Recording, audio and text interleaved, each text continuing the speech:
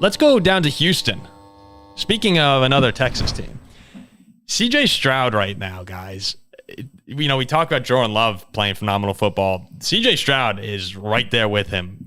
Borderline top 5 quarterback. I said yes, top 5 in the league right now. He's been everything and more to this Texan team since coming in. It's kind of bizarre to see a rookie be given the captain of the team, but both him and Will Anderson did that, and you're seeing why on this playoff run here. I mean, he has just been sensational from the start here with the Texans. They go and beat the crap out of the Browns in the second half. There's a good game, and that was a good game midway through a third quarter, similar to the Packer game. Both of them flip on a pick six, and from then on out, it was really domination for Houston.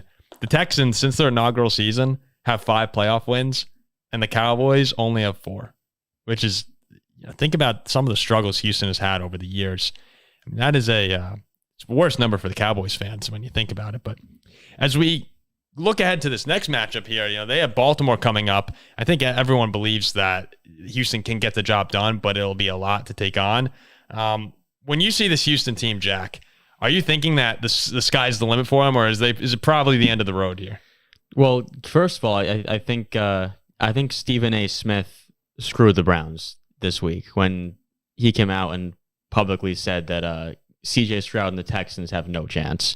And then Stroud got wind of that. Yeah. Then he's like, oh, no chance? All right, bet. Let's just go beat the crap out of this team. Yeah, can't give him motivation. Yeah. Obviously, when it's similar to Green Bay. This is a team with young talent who are firing on all cylinders right now.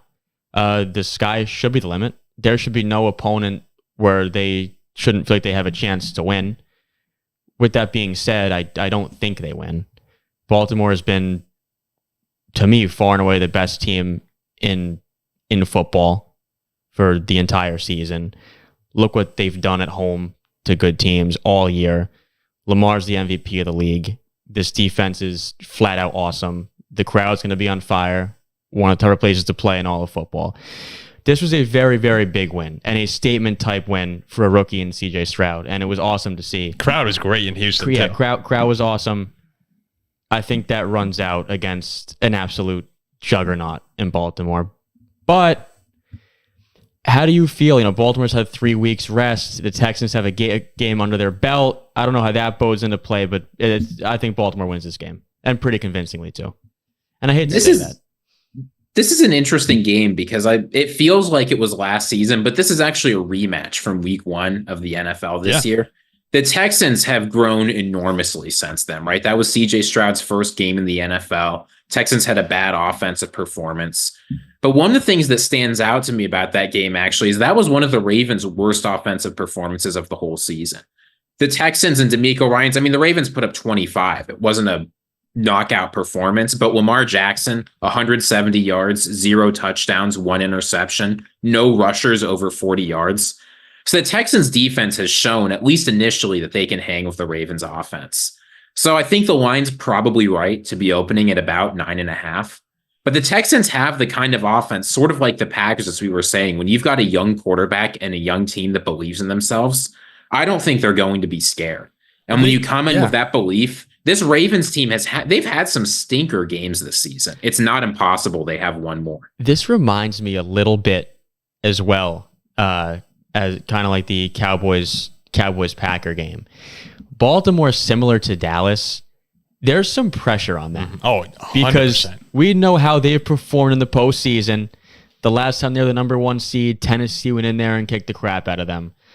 Lamar hasn't been a great postseason player. And now you have Houston, who anything beyond this point is just serious gravy. They've done what, above and beyond what they were supposed to do. And they don't know it. They don't realize it. But yeah, so they're coming in here and, guns blazing, nothing to lose. Baltimore's got the pressure. I think it's similar to Green Bay and Dallas. Well, what I want to see from Houston this game, and when did the game start to turn against the Browns? It was really, as I said before, on the pick six. But as you watch that game, early on, Flacco's picking them apart, and no one's getting to him. He's just having his way with Njoku, Amari Cooper, even though Cooper got a little banged up. But then they turned up the heat, and this Houston defense started attacking him. And when Will Anderson pins his ears back and goes after the quarterback, it's a different team here. when the defense starts making plays. I took a look. The edge pass rushers, the win rate rankings this year, goes Micah Parsons 1, then Myles Garrett. Number 3 in the league is Will Anderson. And then you only have to go down to number 6 to find Jonathan Greenard there. So they have a pair of nasty rushers. Containing Lamar Jackson is much easier said than done, but they have guys who can get after the quarterback. Like, the defense can make plays, and I think that's what's going to come down to. Are they able to force 1, maybe 2 turnovers on this Ravens offense that's been really efficient the entire season? Then on the other side of the ball, when you watch CJ Stroud right now, he seems to have a little bit of that, that him and Jordan Love are from, I don't know what's going on, but they put the ball wherever they want every single time.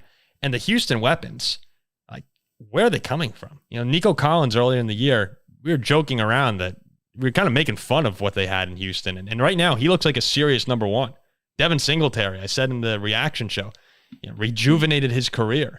Dalton Schultz is catching 40, and he's very good. But Dalton Schultz, 40-yard touchdowns. Like, this Houston offense shouldn't be overlooked by Baltimore at all. No, I mean, Baltimore, they're going to score their points. I think they finishes the best offense in football, or second best, if I'm not wrong.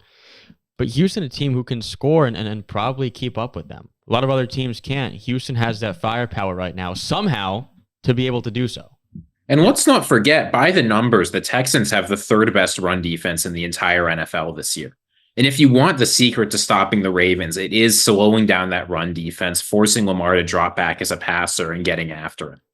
Yeah, I think Houston's as scary as they come. I really do. They're not a juggernaut. We all know that. But when you're talking about a wild card team, or not even a wild card, division winner, they feel like a wild card. But when you're talking about a young team like this that all believe they can get the job done with a head coach who's, they love playing for, he loves his players. I don't want to go against CJ Stroud right now. I do not want to play him at all. And I think they're going to go in there and give the Ravens a game. Stroud's not going to get blown out in this situation. We'll have a lot more to talk about. We just wanted to hit on the Texans a little bit because it's unbelievable.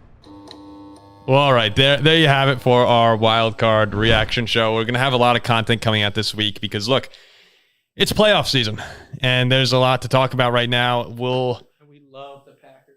And no. No. And we love the Packers. No, this is. I can't tell you when I looked in the mirror with this jersey on how absolutely miserable I was. Yeah, sure. I can't wait to get this thing off. But thanks again for everyone who's been listening. Please like, comment, and subscribe. We're chasing down 10K right now. I think it's on the table. It's for post Super Bowl. That's a high goal, but I think it's on the table. For everyone who's been listening, we really appreciate it. Please leave comments. Again, we see all of them. We try to respond to as many as we can. And go check out your Jordan Love shirt give merch ideas. If you have any t-shirts you like, we'll design t-shirts. It's easy. All right, we'll see you soon. Thanks for listening to this episode of the Paul Farrington Show.